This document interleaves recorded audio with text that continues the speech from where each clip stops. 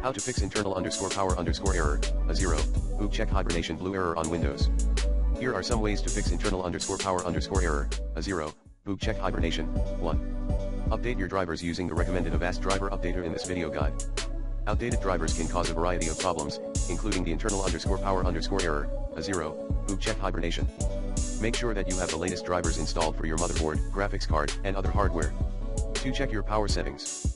Make sure that your computer is not set to hibernate when it goes to sleep. You can check your power settings by going to Control Panel Hardware and Sound Power Options. 3. Run a disk check. If your hard drive is corrupted, it can cause a variety of problems, including the internal power error, a 0, Bugcheck Hibernation. Run a disk check to see if there are any errors on your hard drive. 4.